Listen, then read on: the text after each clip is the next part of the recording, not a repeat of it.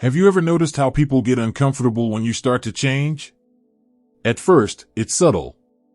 You mention a new idea you've been thinking about, and someone cracks a joke.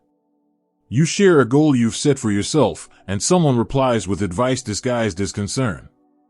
Or maybe it's even more awkward, silence, that heavy pause in the room, as if your words made everyone uneasy. Why does this happen?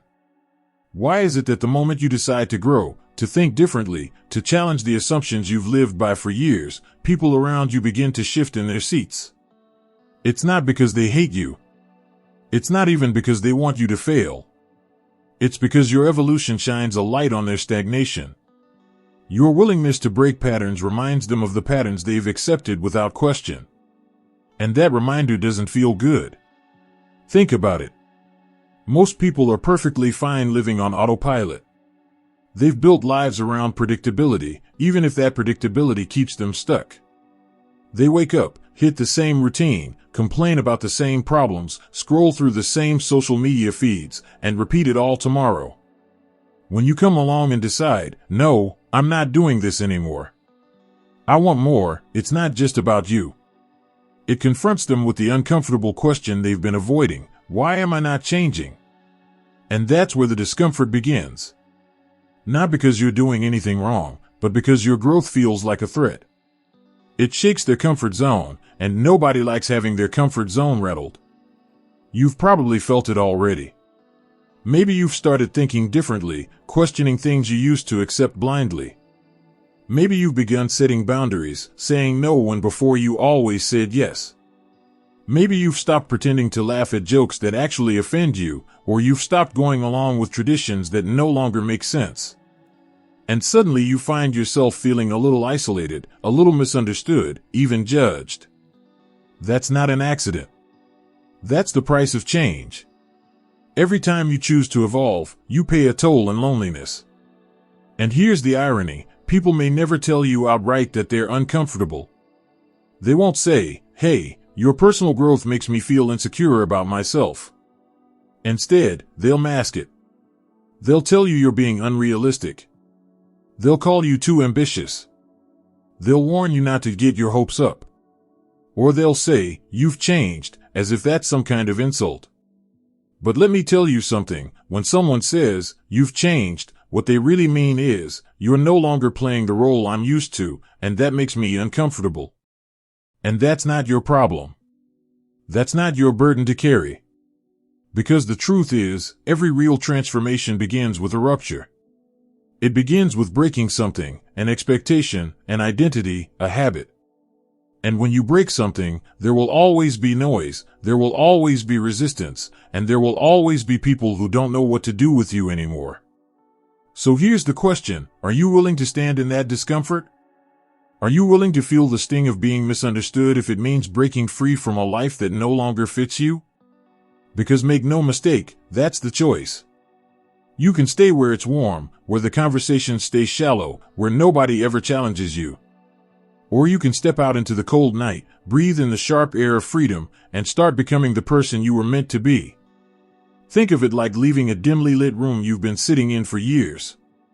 Everyone in that room is used to the half-light. They've gotten comfortable squinting, stumbling, pretending they can see clearly. Then you open the door, and a blast of sunlight pours in. You step out, your eyes burning, your body shivering at the shock of brightness. And the people in the room? They'll complain about the glare. They'll say, close the door, you're letting too much light in. Not because the light is bad, but because they don't want to adjust. They'd rather stay comfortable in the dark. That's the dynamic you're facing right now. Your growth exposes their shadows. Your decision to rise shines a light they can't ignore. And they have two choices, rise with you or resist you. Most will resist. And that's okay. Because your growth is not a group project. It's personal. It's yours. Let me make this personal. Think about a time you made a small change. Maybe you stopped drinking as much, or you started going to the gym, or you began reading instead of binge watching. Do you remember how people reacted? Some might have supported you, but others teased you. They asked why you weren't fun anymore, why you were so serious, why you couldn't just relax. That's not because your change was wrong. It's because your discipline made them question their own lack of it. Now, expand that to bigger changes, rethinking your career, setting new financial goals, confronting toxic relationships, redefining your values. The bigger the change, the louder the resistance. And if you don't understand this dynamic, you'll start to think something is wrong with you. You'll feel guilty. You'll be tempted to shrink back, to go silent, to return to the group just so things feel normal again. But remember this, normal isn't the goal. Growth is. And here's the truth, if your change doesn't make someone uncomfortable, it's probably not real change. Real change always creates friction. It challenges the old story, the old identity, the old agreements you had with others. And breaking those agreements is messy. But it's also the first sign that you're on the right track. So the next time someone looks at you with that awkward silence, or tosses a sarcastic comment your way, or tells you you've changed, I want you to smile. Not out of arrogance, not out of superiority, but out of recognition. Because in that moment, you'll know you're stepping out of the herd. You'll know you're walking into the kind of growth that makes people uncomfortable. And that discomfort? That's proof you're alive. Because at the end of the day, building a strong mind is not about being liked. It's about being true. It's about being willing to lose approval in exchange for integrity. It's about being willing to let go of comfort in order to gain freedom. And yes, it's about being willing to feel alone, because alone is where you finally discover yourself. So let me ask you, are you ready to pay that price? Are you ready to step into that cold night, knowing that the shock of change isn't a punishment but a signpost that you're moving in the right direction? If you are, then stay on this path. Because once you cross that threshold, once you leave the dimly lit room and step into the light, you'll never see the world the same way again. Let's be honest, nobody really grows when life is comfortable. Comfort doesn't sharpen you. Comfort doesn't stretch you. Comfort doesn't force you to dig deep. Comfort just keeps you exactly where you are. And yet, how often do we find ourselves praying for ease, hoping for a smooth road, wishing that life would stop throwing storms our way? But here's the truth, it's the storms that shape you. It's chaos, not calm, that builds a mind with real power. Think about the times in your life when you grew the most. Was it when everything was smooth, when the bills were paid, when you had no conflicts, when you were just coasting along? Probably not. Growth rarely comes from coasting. Growth comes from falling flat on your face, losing something you thought you couldn't live without, waking up one morning and realizing that the old way no longer works. It comes when chaos hits you like a wave you never saw coming. And this isn't just philosophy, it's reality. Picture a forest after a fire. To the naked eye, it looks destroyed, blackened, hopeless. But give it time, and what happens? New shoots push through the ashes. Stronger, deeper roots anchor into the soil. A new ecosystem emerges, more resilient than before. The fire wasn't the end. It was the beginning. That's what chaos does to us. It burns down the old, the weak, the fake, and it clears space for something more authentic to grow. But here's the catch, most of us run from chaos. We label it bad luck, failure, a mistake. We think if we just avoid risk, we'll avoid pain. But the opposite is true. The more you try to dodge pain, the weaker you become. The more you avoid failure, the more fragile your spirit gets. You know this already. Think of a muscle. How does it grow? It grows by tearing. You put it under pressure, you push it to the edge, and tiny fibers rip apart. Painful? Yes. But those fibers rebuild stronger, thicker, more powerful than before. Without that tearing, there is no strength. The same is true for your mind, your spirit, your identity. You don't get stronger by reading motivational quotes or listening to positive vibes-only speeches. You get stronger by walking into the fire, standing in the chaos, and refusing to back down. You get stronger when life knocks you down and instead of asking, "Why me?" you ask, "How do I use this?" That's the turning point. I know some of you right now are in the middle of that chaos. Maybe you've lost a job. Maybe your relationship is falling apart. Maybe you're carrying responsibilities you never asked for. Maybe you feel like the ground is moving under your feet and you don't know if you'll ever feel stable again. And the temptation is to run, to hide, to numb yourself, to find some distraction that makes it all feel less heavy. But let me challenge you, don't run. Stay with it. Look chaos in the eye.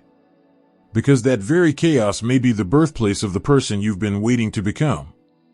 Nietzsche once said, "You must have chaos within you to give birth to a dancing star." That's not just a poetic line, it's a psychological reality. It means that greatness doesn't come from peace, it comes from tension. It comes from disorder. It comes from the struggle to bring order out of what looks like madness. And yes, it feels brutal. Yes, it feels unfair. But tell me, have you ever rebuilt yourself after something shattered? Didn't you come out different? Sharper? Stronger? Wiser? That wasn't an accident. That was chaos doing its work. The problem today is that we've been sold the lie that happiness equals ease. We think if we're uncomfortable, something must be wrong. We look at someone smiling all the time and think, they must be strong. But strength is not about smiling. Strength is about enduring what feels unbearable and coming out the other side with scars that prove you survived. Strength is about facing the nights when you cry alone, the mornings when you don't want to get up, the days when nothing makes sense, and deciding to move anyway. That's real strength. And here's the paradox, chaos can destroy you if you resist it. If you deny it, if you drown it out with distractions, if you keep wishing for the storm to end instead of learning how to sail in it, chaos will crush you. But if you accept it, if you see it as a tool, it becomes your ally. It becomes the pressure that forces you to build an unshakable core. It's like standing in front of a mirror you don't want to look at. Chaos strips away the mask and shows you exactly who you are. Maybe weak. Maybe fearful. But also capable of transformation. So let me ask you, what is your chaos teaching you right now? Are you treating it like a punishment, or are you treating it like training? Are you asking life to be easier, or are you asking yourself to be stronger? Because the way you answer that question will decide who you become. Imagine for a moment that every painful season of your life wasn't random. Imagine it was the gym your soul had to walk into, the fire your character had to pass through, the chaos that had to break you so you could stop pretending and start building for real. Would you still resent it? Or would you see it as the most important teacher you've ever had? Chaos doesn't mean you're failing. It means you're being forged. It means life saw you ready for more and refused to let you stay the same. It means the next version of you is trying to be born. But that birth requires contractions, pain, pressure. And if you can withstand it, if you can lean into it instead of running from it, you will emerge with a strength that no one can take away from you. So here's the challenge, stop asking for peace. Stop asking for life to smooth out. Stop asking for comfort. Start asking for resilience. Start asking for clarity. Start asking for the kind of inner steel that only chaos can produce. Because when the storm comes, and it will, you won't be begging it to end. You'll be standing in it, calm, fierce, ready, knowing that chaos isn't your enemy. It's your teacher. And one day, you'll look back at the ashes, at the scars, at the chaos you thought would kill you, and you'll realize it was the very thing that made you unbreakable. At some point on this journey, you're forced to confront the hardest truth of all, there are no easy answers. For most of our lives, we're told there's a plan. We're told that if we follow the rules, obey the system, stick to the script, everything will somehow work out. And maybe you've lived by that script for years. You believed that if you checked the boxes, school, job, marriage, house, you'd find meaning. You believed that if you stayed inside the lines, life would reward you. But then something happened. The script stopped working. The answers stopped making sense. And suddenly, you were standing face to face with chaos, with freedom, with responsibility you never asked for. That moment is terrifying. Because deep down, most of us want a safety net. We want to believe there's someone or something above us pulling the strings, writing the story, making sure it all adds up in the end. But what happens when that illusion is ripped away? What happens when you realize there is no safety net, no script, no higher authority handing out purpose? That's what Nietzsche meant when he said, God is dead. He wasn't mocking faith. He wasn't cheering. He was warning us. He was saying, the illusion is gone. There's no one left to blame, no one left to hide behind. The responsibility is yours. And let's be real, that's not a comfortable message. Because it means you can't outsource your life anymore. You can't say, this is just the way things are, or someone up there must have a plan. No. The plan is whatever you decide to create. The meaning is whatever you decide to give. And if you don't, if you choose to live passively, then life will make you a pawn in someone else's plan. This is where most people crumble. They can handle suffering as long as they believe it's for a reason. They can endure pain if they're convinced it's part of some grand design. But take away that illusion, and suddenly the suffering feels unbearable. And here's the crossroads: you can collapse, or you can rise. You can mourn the loss of easy answers, or you can embrace the brutal gift of total responsibility. Let me ask you, what would change in your life if you truly believed no one was coming to save you? Not your boss, not your partner, not the government, not even destiny. What would you do differently if you knew it all depended on you? For some people, that thought feels crushing. But for others, it lights a fire. It sets them free. Because when you stop waiting for salvation, you start creating. When you stop begging for permission, you start acting. When you stop asking, why me, you start declaring, why not me? It's radical, I know. It's a shift that scares people. But think about it, every great leader, every innovator, every person who left a mark on history faced this exact moment. They didn't wait for instructions. They didn't wait for someone to give them meaning. They took the chaos, the uncertainty, and they carved out their own purpose. And the same possibility exists for you. But here's the cost. This kind of freedom is heavy. It means you can't hide behind excuses anymore. It means if your life feels meaningless, you can't just blame your upbringing, your boss, your partner, or fate. You have to own it. You have to admit that the pen is in your hand, and if the story is blank, it's because you haven't written it yet. That's not easy to swallow.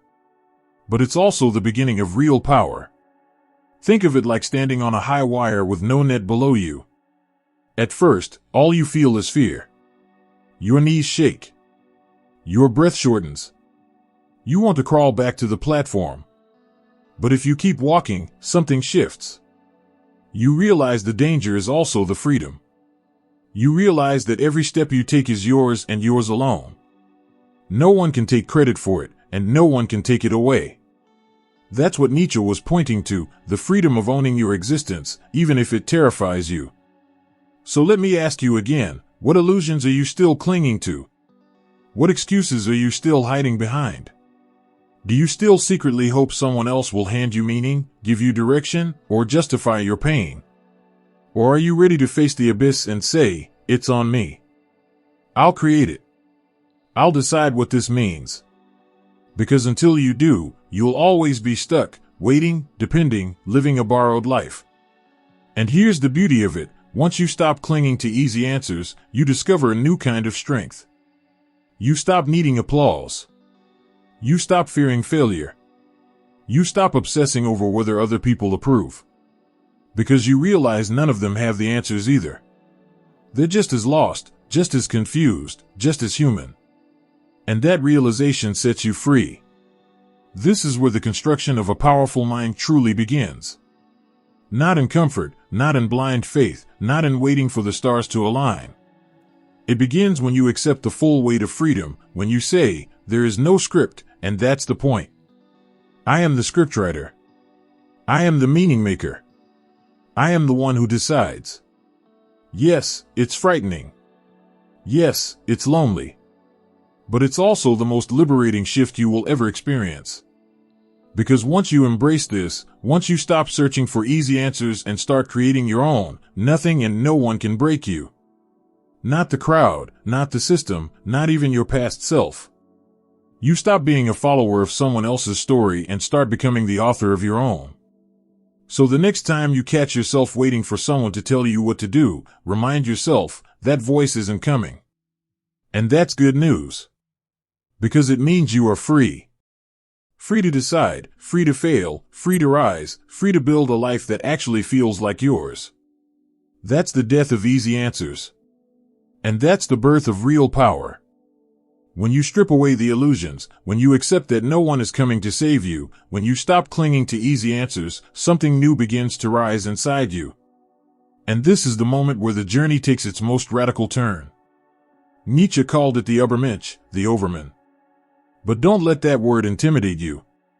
He wasn't talking about a superhero.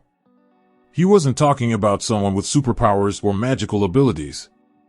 He was talking about a human being who refuses to live by borrowed values, who refuses to let the herd dictate their worth, who builds their own foundation and stands on it no matter who approves or disapproves.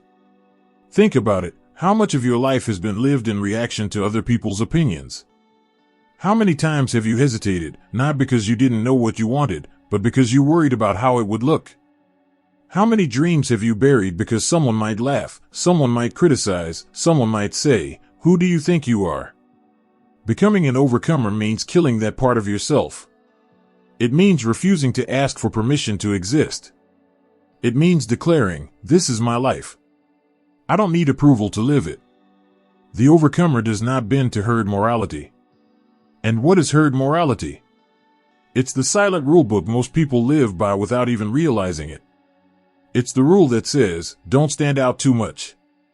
It's the rule that whispers, stay humble, not too ambitious, don't make people uncomfortable. It's the rule that equates independence with arrogance, that punishes strength by calling it coldness, that labels confidence as selfishness. That's how mediocrity survives. It twists the meaning of virtues until anyone who dares to be different feels guilty. But the overcomer doesn't buy into that system. They know that living small just so others feel safe is not noble, it's slavery. They stop asking, "Is this allowed?" and start asking, "Is this worthy of me?" Do you see the difference? One question keeps you obedient, the other makes you a creator. One keeps you tied to the herd, the other sets you free. Now, let's be clear, this isn't an easy path. To become an overcomer, you have to sacrifice the part of yourself that still begs for applause. You have to sacrifice the comfort of belonging. You have to give up the illusion that everyone will understand you. Because they won't. They'll misunderstand, they'll criticize, they'll call you names. But every insult, every sideways glance, every moment of resistance is proof that you're no longer trapped in the herd. Think of a mountain climber. The higher they climb, the thinner the air, the fewer the people. Down in the valley, there are crowds. People are gathered, safe, breathing easily, living comfortably. But up on the peak, it's lonely. It's freezing. It's brutal. And yet, that's where the view is. That's where greatness lives. The overcomer chooses that climb, not because it's easy, but because it's the only way to see what others will never see. And here's the paradox. The more self-sufficient you become, the freer you are, the less you actually need from others, the more powerful your presence becomes. People feel it. They can't explain it, but they sense it. They sense that you don't bend easily, that you don't shrink when challenged, that you don't live off borrowed approval. And that terrifies them. Why? Because it exposes their dependence. It reminds them of the chains they're still carrying. But let me tell you something, their fear is not your problem. Their discomfort is not your responsibility. Your responsibility is to live as the fullest version of yourself. Your responsibility is to stop burying your potential just to make others comfortable. Because if you keep living small, if you keep asking for permission, if you keep holding back, you're betraying yourself. And betrayal of the self is the most painful betrayal of all. Now, don't get it twisted, being an overcomer doesn't mean you become arrogant. It doesn't mean you trample others. It doesn't mean you isolate yourself out of pride. It means you live aligned with your own values, values you created, values you tested in the fire. It means you walk into the world not begging to be accepted but radiating authenticity so undeniable that people have no choice but to take notice. And yes, it's lonely. Yes, it requires sacrifice. But tell me, what's the alternative? To keep playing small? To keep living by rules written by people who gave up on themselves years ago? To keep begging for scraps of approval instead of standing tall in your own power? That's not living. That's waiting to die. So ask yourself right now, what part of you still begs for permission? What dreams are still on hold because you're afraid of what people will say? What truth are you still hiding because you don't want to be judged? That's the very place you need to confront. That's the very piece of yourself you need to kill if you're serious about becoming unshakable. The overcomer doesn't live by the world's approval. They don't bend to mediocrity. They don't ask if the path is safe. They ask if the path is worthy. And then they walk it. That's why Nietzsche's vision was so powerful, because he saw that the strongest person isn't the one who controls others. It's the one who refuses to be controlled. It's the one who writes their own rules, stands on their own foundation, and doesn't flinch when the world pushes back. So here's my challenge to you: stop waiting. Stop apologizing for your strength. Stop diluting yourself so other people can feel comfortable. It's time to become the overcomer, the one who rises above, the one who doesn't need applause to keep going. Because once you step into that identity, once you declare that you will no longer ask for permission, nothing and no one can break you. You will disturb the herd, yes. You will stand alone at times, yes. But you will also know a kind of freedom, a kind of power, a kind of peace that the obedient will never touch. And that's the point. That's the gift. That's the life waiting for you, if you're willing to let go of the need to belong and finally claim the right to become. There's something nobody tells you when you start this journey of becoming stronger. The stronger you get, the lonelier it feels. And it's not because you've chosen isolation. It's not because you don't want people around you. It's because the world doesn't quite know what to do with someone who refuses to bend. The moment you start thinking for yourself, living by your own values, refusing to play small, something happens. The people you thought would cheer for you, some will pull back. The friends you thought would understand, they'll start saying, "You've changed." The family members who once felt close, they might not recognize you anymore. And that hurts. Because let's be real, nobody likes feeling misunderstood. Nobody likes being called arrogant, cold, distant. Nobody likes walking into a room and sensing that invisible wall between them and everyone else. But here's the raw truth: loneliness is the price of freedom. If you want to possess yourself, if you want to truly belong to no one but you, you have to be willing to stand alone. And that's why most people never get there. They can't bear the silence that comes when the crowd stops clapping. They can't bear being called different. They'd rather stay tied to the herd, nodding along, fitting in, than feel the sting of separation. I get it. It's hard. It feels brutal to realize that the very people you thought would walk with you may not follow. But here's the paradox: that loneliness isn't punishment, it's a sign you're on the right path. It's the clearing of space so that the real you can emerge.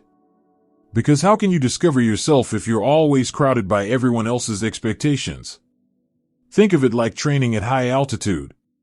Up there, the air is thin. It's harder to breathe. Most people can't handle it, so they stay at the bottom where it's safe. But if you stay up there long enough, your lungs adapt, your body toughens, and when you come back down, you're unstoppable. Loneliness works the same way. It strips you, it tests you, it hurts you, but it also forges you. It makes you resilient in a way comfort never could. Nietzsche said, the individual must always struggle not to be overwhelmed by the tribe. If you try it, you will often be lonely, and sometimes frightened. But no price is too high to pay for the privilege of owning yourself. Owning yourself, that's the rarest achievement in the world. And it doesn't come with applause. It doesn't come with a crowd cheering your name. It comes in the quiet, in the silence, in the long nights where you sit with your doubts, your fears, your pain, and refuse to back down. Ask yourself, can you handle that silence? Can you stand being misunderstood without shrinking back? Can you be called strange, arrogant, cold, and still hold your ground? Because if you can't, you're not ready for freedom. Real freedom is not about having more choices. It's about standing alone when nobody claps, when nobody understands, when nobody validates you, and still saying, this is who I am. And yes, it means you'll lose people. You'll lose friendships that were built on convenience. You'll lose relationships that were based on you staying small.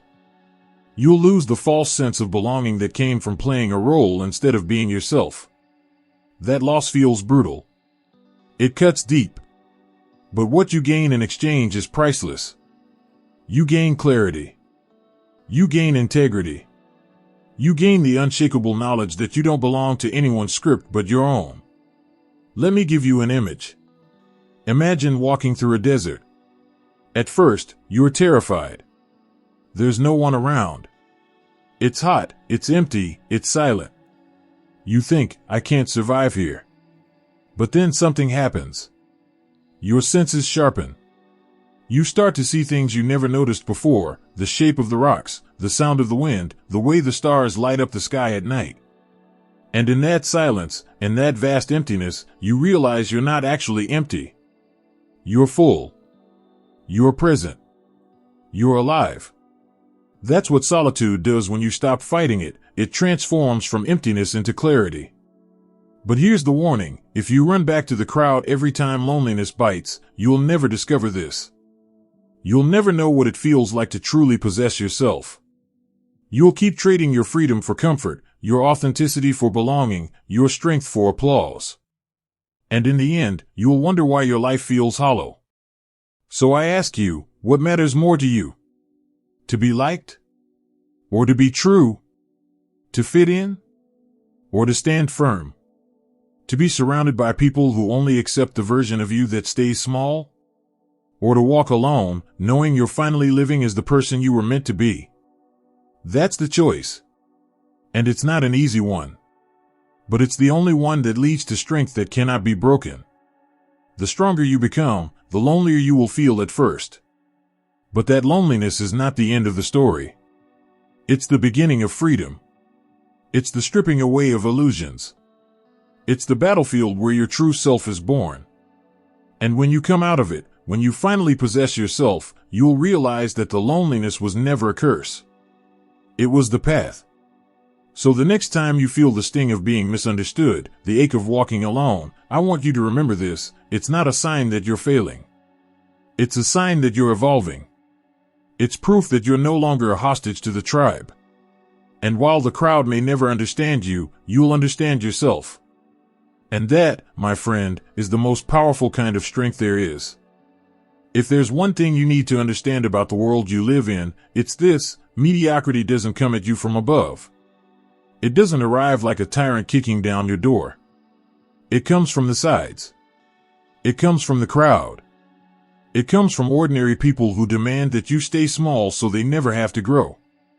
That's the real enemy, not dictators, not bosses, not systems.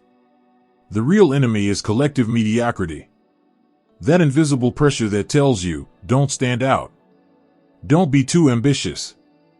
Don't make us uncomfortable. And here's the kicker: mediocrity disguises itself as virtue.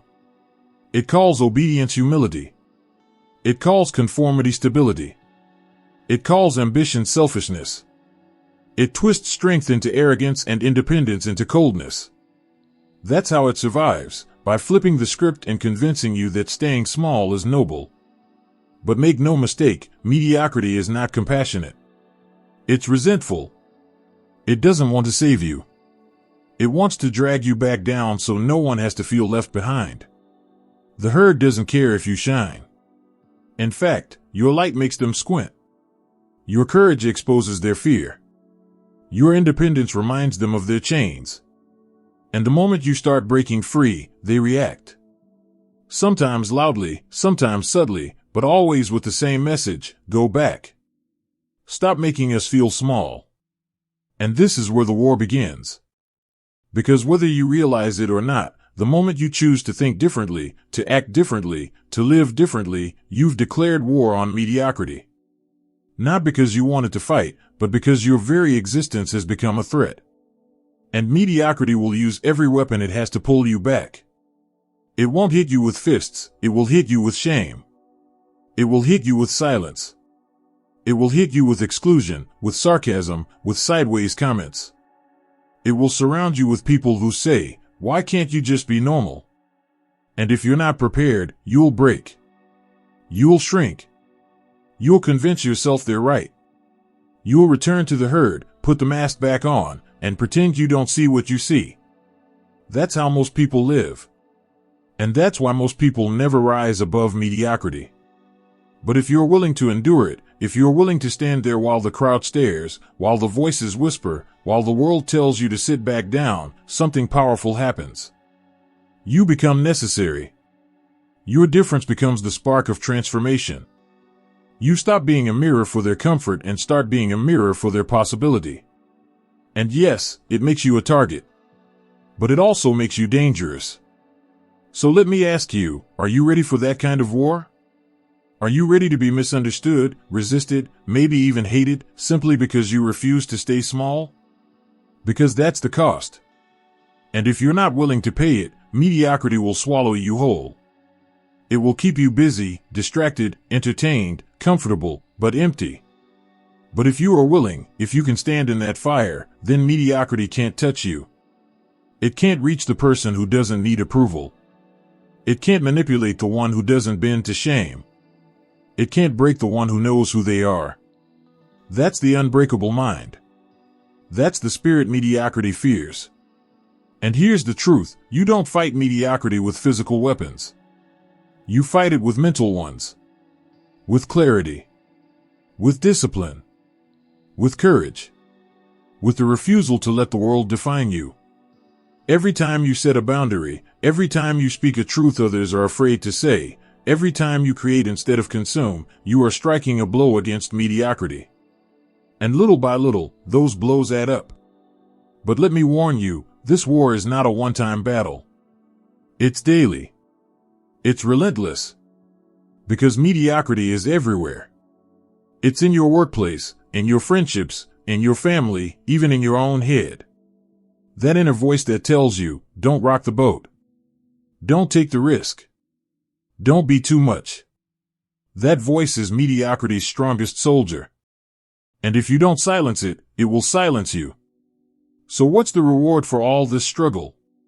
Why fight at all? Because the alternative is worse. Living small is worse. Betraying yourself is worse. Spending your life fitting in and then realizing, at the end, that you never actually lived, that's worse. The reward is freedom. The reward is integrity. The reward is the unshakable peace that comes from knowing you didn't bow to mediocrity, you didn't betray yourself, you didn't waste the chance to live fully alive. And when you reach that point, something beautiful happens. You no longer need the crowd to understand you. You no longer need mediocrity's approval. You become free, not because life got easier, but because you stopped caring about belonging where you never fit in to begin with. So here's my challenge, stop hiding. Stop shrinking.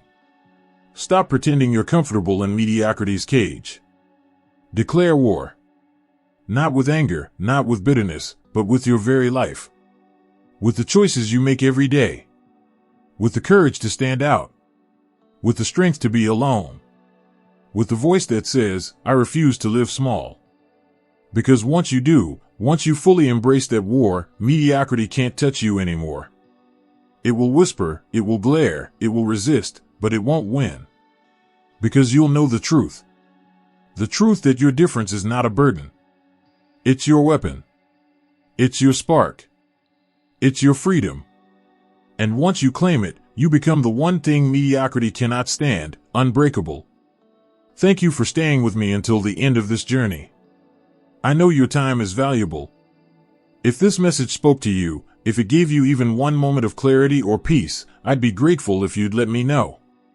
A simple like, a comment with your thoughts, or subscribing to the channel helps this community grow, and it helps more people who might need these words to find them. Share your reflections below. I do read them.